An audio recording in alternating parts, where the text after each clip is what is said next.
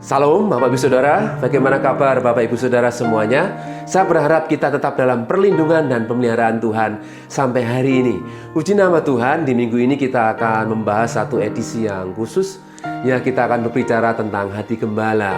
Dan tentunya tetap dalam pembacaan renungan di dalam surat 1 Petrus pasal yang ke-5 ayat 1 sampai dengan yang ke-4. Ya, Bapak Ibu Saudaraku, sebelum kita membaca firman Tuhan, saya mau kembali ingatkan bahwa ketika Petrus mendapatkan mandat dari Yesus untuk menggembalakan seluruh umat Tuhan, gereja mula-mula, sekali lagi Yesus tidak memberitakan agama Bapak Ibu Saudara, tapi Yesus memberitakan kerajaan Allah, kerajaan yang tidak akan binasa, kerajaan yang kekal. Dan kita rindu tentunya tinggal bersama dengan Tuhan di dalam kerajaannya yang kekal.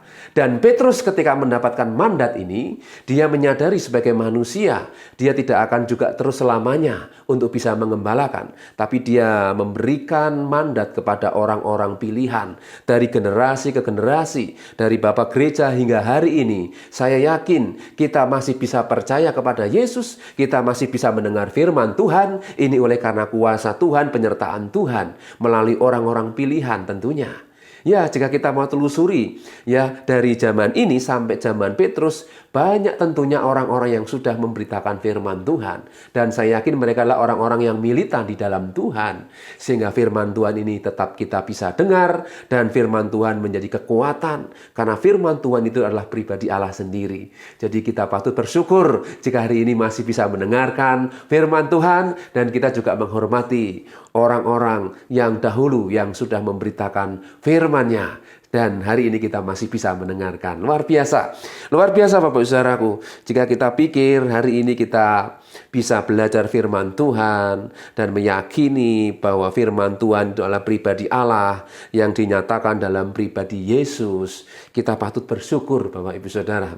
Ya, mari kita akan melihat dari sejarah ini di dalam 1 Petrus 5 ayat 1 sampai dengan yang keempat. Di situ diberi judul Gembalakanlah Kawanan Domba Allah. Ya, di sini Petrus sekali lagi mengajar untuk seluruh orang-orang pilihan, tentunya penatua-penatua, untuk bisa menggembalakan kawanan domba Allah atau jemaat Tuhan. Mari kita akan baca ayat ini.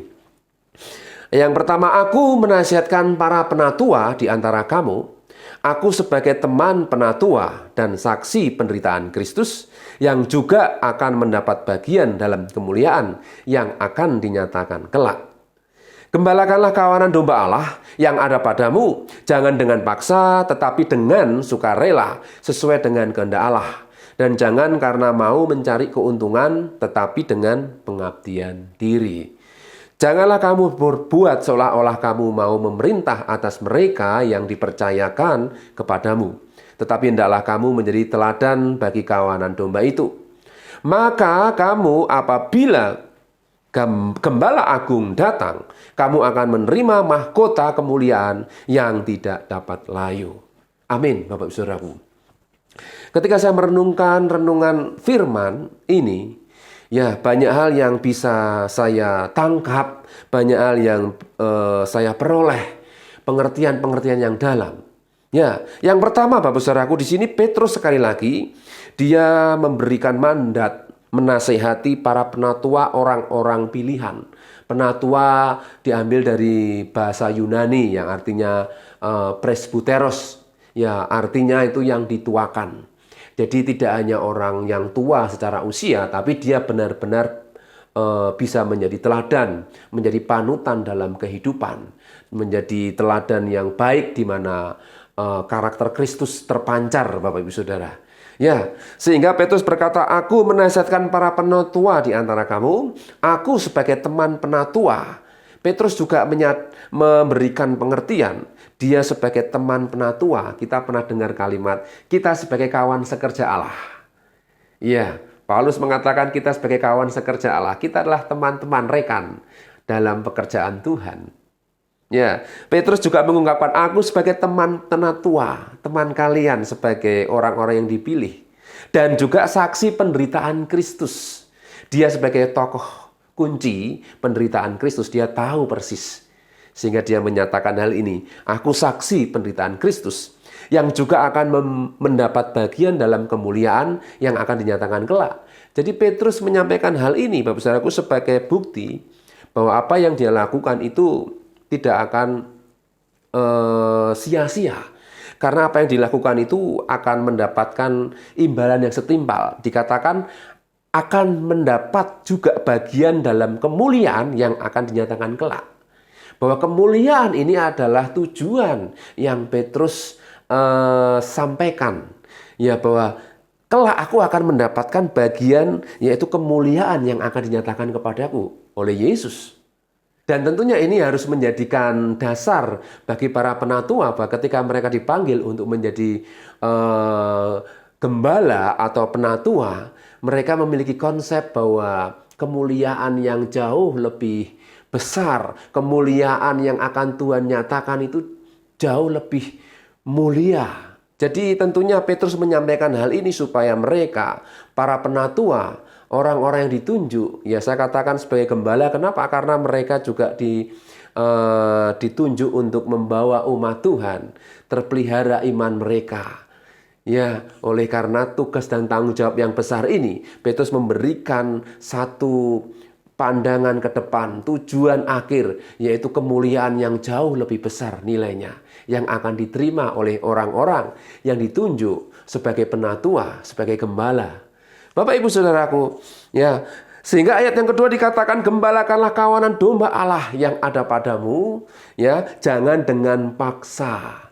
Jadi ketika kita belajar tentang hati gembala, karena hari-hari ini sekali lagi untuk menjadi atau untuk memiliki hati seorang gembala itu mungkin tidak harus usianya tua sekali, ya Bapak Saudaraku. Kadang kalau sudah tua malah tidak bisa apa-apa. Tetapi yang dimaksudkan, yang dituakan itulah orang-orang yang betul-betul memiliki karakter teladan yang bisa bertanggung jawab. Dan tentunya kita tahu ketika Timotius sebagai seorang yang masih sangat muda ditunjuk oleh Paulus untuk bisa menjadi gembala atau menjadi penatua, ya, untuk menggembalakan kawanan jemaat Tuhan. Ya, walaupun dia masih muda tetapi dia bisa menjadi teladan yang baik. Dari sini kita juga bisa melihat bahwa hati gembala tidak harus dimiliki oleh orang-orang yang sudah usianya tua. Tetapi orang-orang yang muda pun bisa Tuhan beri karunia hati menggembalakan. Berbicara tentang hati menggembalakan, kita akan lihat, Bapak Ibu Saudaraku. Ya, poin yang pertama, jangan dengan paksa, jangan karena terpaksa. Saya juga mengingatkan kepada rekan-rekan hamba-hamba Tuhan bahwa ketika kita dipanggil Tuhan untuk menjadi gembala, kita betul-betul mengabdi kepada Tuhan. Tidak karena terpaksa, tidak ada kegiatan atau pekerjaan lain. Tetapi betul-betul dengan tulus hati kita memberikan hidup kita untuk menjadi teladan. Dan memang ini satu hal yang tidak mudah dan mungkin tidak semua orang bisa. Tetapi kembali ketika saya merenungkan dalam hidup ini, Bapak Ibu Saudaraku, ya, untuk menjadi gembala, kita dipanggil Tuhan bukankah menjadi saksi Kristus? Menjadi saksi di situ menjadi berkat, menjadi teladan. Ketika kita menjadi teladan, tentunya kita akan membawa dampak. Ya, ketika kita membawa dampak, kita akan menjadi pengaruh. Bukankah kita diajar untuk menjadi kepala bukan ekor? Ya, dalam hal ini kita bisa menangkap. Maksudnya kepala kita harus menjadi teladan yang lebih baik. Dan tentunya kita rindu hidup kita menjadi berkat, menjadi teladan yang baik. Dan dari situ akan terpancar dan akan membawa orang-orang untuk datang kepada Tuhan. Bapak Ibu Saudaraku, kunci keberhasilan seorang gembala, di sini Petrus mengungkapkan, ya, gembalakanlah kawanan domba Allah yang ada padamu. Orang-orang di sekitar kita. Ya, secara tidak langsung ya kita menjadi gembala, menjadi berkat, menjadi teladan. Karena Tuhan panggil kita untuk menjadi teladan. Jangan dengan paksa. Ya, kita melakukan firman Tuhan tentunya dengan tulus hati, dengan kerelaan, sehingga tidak menjadi beban. Walaupun kadang kita juga harus dipaksa. Ya, kadang kita harus dipaksa untuk menjadi pelaku firman Tuhan. Tapi itu untuk kebaikan kita. Luar biasa Bapak Ibu Saudaraku. Kemudian dikatakan tetapi dengan sukarela, dengan kehendak Allah. Dan jangan karena mau mencari keuntungan. Yang kedua, jangan karena mau mencari keuntungan. Menjadi teladan, menjadi berkat. Ya, kita tidak seperti orang bisnis. Ketika kita dipanggil Tuhan untuk memiliki hati gembala, atau menjadi berkat, atau menjadi dampak, tentunya kita dengan kemurnian. Ya, tidak dikatakan mau mencari untung. Mungkin kita mencari orang-orang tertentu untuk mengambil suatu keuntungan tertentu. Ini yang Tuhan tidak mau, Bapak Saudaraku. Ya, jadi yang pasti kita dengan tulus hati. Ya, ketika kita melayani orang-orang biasa, ketika kita melayani orang-orang miskin, ketika kita melayani orang-orang kaya, kita harus betul-betul menjaga hati. Tidak ada akar-akar yang buruk atau niat-niat yang jahat di dalam hati.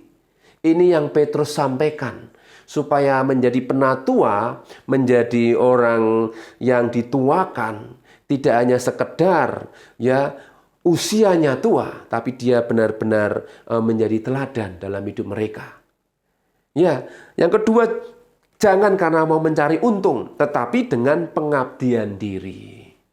Jadi ketika memiliki hati gembala, kita harus mengabdi. Susah senang bersama dan ada bersama dengan umat Tuhan, jemaat Tuhan, orang-orang yang ada di sekitar kita. Secara tidak langsung sebagai suami pun, ya dia juga sebagai gembala bagi istri dan anak-anaknya. Ya, apalagi di dalam kelompok-kelompok kecil, ya ada yang dituakan atau ada orang yang ditunjuk, mungkin usianya lebih muda, tapi dia bisa menjadi teladan, menjadi panutan, di situ ditetapkan untuk menjadi pemimpin. Ya, Tuhan bisa pakai Bapak Ibu Saudara semuanya untuk menjadi gembala. Ini berbicara tentang kerohanian Bapak Saudaraku. Ya, kalau secara struktur gereja di mana-mana pun gereja seorang pendeta atau gembala harus ditabiskan. Tetapi secara rohani kita bisa menangkap apa yang disampaikan oleh Petrus ini ya tidak menutup kemungkinan bagi kita orang-orang yang mungkin secara usia masih muda. Tuhan bisa pakai kita untuk bisa menjadi gembala. Ya, yaitu menjadi teladan. Karakter Kristus ada dan itu akan menarik banyak orang. Luar biasa Bapak Saudaraku. Kemudian yang selanjutnya ayat yang ketiga, janganlah kamu berbuat seolah-olah kamu mau memerintah atas mereka yang dipercayakan kepadamu. Jadi ini satu poin-poin yang harus dimiliki oleh seorang penatua, seorang gembala. Ya, janganlah kamu berbuat seolah-olah kamu mau memerintah. Ya, kalau menyampaikan kebenaran itu kewajiban bagi seorang pemimpin atau pendeta atau gembala. Ini sangat sederhana ayat ini, namun masih banyak mereka penatua-penatua atau gembala-gembala yang ditunjuk, mereka hanya sekedar melakukan perintah-perintah. Ya, dan mereka tidak bisa menjadi teladan yang baik. Ini menjadi kegagalan banyak pelayan-pelayan Tuhan yang ditunjuk sebagai gembala atau penatua. Oleh sebab itu menjadi teladan itu faktor yang utama, faktor kunci Bapak Saudaraku, sehingga dia bisa memerintah dengan kuasa Tuhan, dengan wibawa ilahi, sehingga yang terjadi adalah kehidupan yang dipulihkan, diubahkan dan diberkati. Amin Bapak Saudaraku. Jadi sekali lagi ketika menjadi penatua, orang yang dituakan tentunya tidak hanya asal memerintah, tetapi mereka memiliki otoritas ilahi. Sehingga ketika dia melakukan perintah pun, mereka itu ada kuasa. Oleh sebab itu Petrus memberikan dasar pengertian ini, nasihat ini, supaya jemaat Tuhan terpelihara dengan sempurna ketika pemimpin-pemimpinnya juga menjadi teladan yang baik. Amin Bapak Saudaraku. Dan kita rindu menjadi pemimpin-pemimpin, kita rindu memiliki teladan yang baik bagi orang-orang yang kita gembalakan. Ya, di dalam sebuah keluarga, suami juga adalah seorang gembala bagi istri dan anak-anaknya. Orang bilang suami itu juga imam. Imam itu juga kepala rumah tangga yang memberikan teladan yang baik bagi seisi rumahnya. Dan saya percaya, saya yakin kita sebagai umat Tuhan, kita juga dipanggil untuk menjadi berkat, menjadi teladan, menjadi imam, menjadi gembala di tengah-tengah keluarga kita. Atau mungkin kita belum berkeluarga, kita juga bisa menjadi berkat di tengah-tengah lingkungan orang-orang yang ada. Atau mungkin saudara hidupnya sendiri, ya kita bisa menjadi berkat dimanapun. Amin Bapak Ibu Saudaraku, karena Tuhan panggil kita untuk memiliki hati gembala. Hati yang rindu supaya banyak jiwa dimenangkan. Ini yang harus kita pahami. Ketika saya merenungkan hal ini Bapak Saudaraku, saya sangat terbeban untuk menyampaikan bahwa setiap hati kita jika memiliki hati yang rindu semua orang diselamatkan, semua jiwa-jiwa terpelihara oleh firman Tuhan, ini yang Tuhan rindukan. Karena kita tahu bahwa firman Tuhan membawa kita kepada hidup yang kekal. Dan ketika firman Tuhan ini bisa didengar, diajarkan, dan banyak orang mengalami damai sejahtera karena firman Tuhan, maka saya yakin apa yang menjadi harapan Petrus, ya, cita-cita Petrus tentunya, yaitu mandat dari Yesus sendiri, itu akan tergenapi melalui kehidupan kita. Amin Bapak Saudaraku. Kemudian ayat yang keempat, yang terakhir dikatakan, maka kamu apabila Gembala Agung datang, kamu akan menerima mahkota kemuliaan yang tidak dapat layu. Ini adalah tujuan akhir, yaitu mendapatkan mahkota kemuliaan yang diberikan kepada mereka yang setia menggembalakan kawanan domba. Orang-orang yang Tuhan sudah percayakan, baik dalam keluarga kita, komunitas kita, di dalam masyarakat, manapun ya, kelompok-kelompok di dalam dunia kerja kita, secara tidak langsung kita diberikan otoritas oleh Tuhan untuk menjadi teladan, menjadi berkat, dan dari situ akan memancarkan bahwa kita ini bisa memiliki hati gembala supaya orang-orang yang ada bersama dengan kita diselamatkan. Amin. Karena apabila Gembala Agung datang, ketika Tuhan nanti datang, kamu akan menerima mahkota kemuliaan. Ini yang dikejar harusnya, ya, bagi kita orang-orang dipercayakan. Ya, dan saya bersyukur jika Tuhan percayakan di dalam komunitas yang kecil, tetapi saya rindu juga ingin menjadi teladan yang baik. Ya, dan saya rindu mereka juga bisa menjadi teladan, menjadi berkat dimanapun mereka berada. Orang-orang yang dekat dengan saya tentunya. Mereka menjadi gembala-gembala yang luar biasa, membawa orang kepada jalan dan kebenaran, dan mereka akan memperoleh kehidupan. Dan mahkota yang Tuhan sediakan bagi mereka yang setia, yaitu mahkota kemuliaan. Amin Bapak Ibu Saudaraku.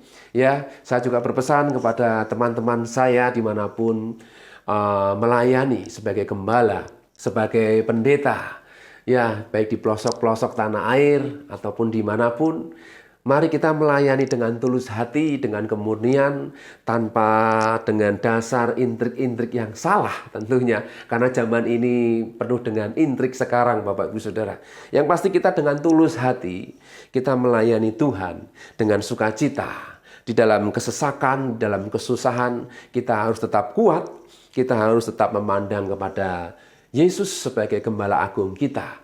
Karena Dia adalah yang akan memberikan kemuliaan yang sesungguhnya. Seperti Petrus tadi katakan di dalam ayat yang pertama, ya, yang juga akan mendapat bagian dalam kemuliaan yang akan dinyatakan kelak. Saya rindu teman-teman hamba-hamba Tuhan semuanya juga akan menerima kemuliaan yang Tuhan sediakan. Amin Bapak Ibu Saudaraku. Ya, baik sebagai jemaat pun, mari kita memiliki hati gembala.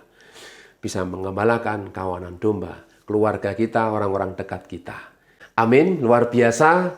Tetap semangat, Tuhan Yesus memberkati. Mari kita akan berdoa.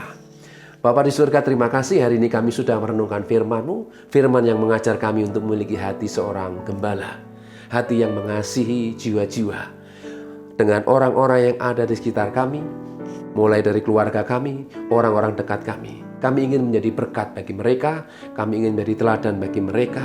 Mampukan kami, kuatkan dan teguhkan kami, untuk kami boleh juga menerima kemuliaan yang Tuhan sediakan bagi setiap kami. Terlebih mahkota kemuliaan yang Tuhan sediakan bagi mereka yang setia. Terima kasih Bapak, terima kasih. Kami menyerahkan hidup kami sepanjang hari ini, keluarga kami, pekerjaan kami, dan kota dimanapun kami berada, bahkan bangsa dan negara kami serahkan dalam perlindungan penyertaan Tuhan. Berkati juga para pemimpin kami, pejabat orang kuat negeri ini, presiden, wakil, para menteri, dan seluruh aparat. Terus kami serahkan dalam kuasa Tuhan, berikan roh takut dan tunduk otoritas Tuhan. Terima kasih Bapa, kiranya damai sejahtera Tuhan melimpah atas kami, mulai hari ini sampai Maranatha, Tuhan Yesus datang kedua kali, dan kita yang mengasihi Tuhan katakan bersama, amin. Tuhan Yesus memberkati. Hidupku menggenapi firman-Mu, tanda mujizat sertai tiap langkah.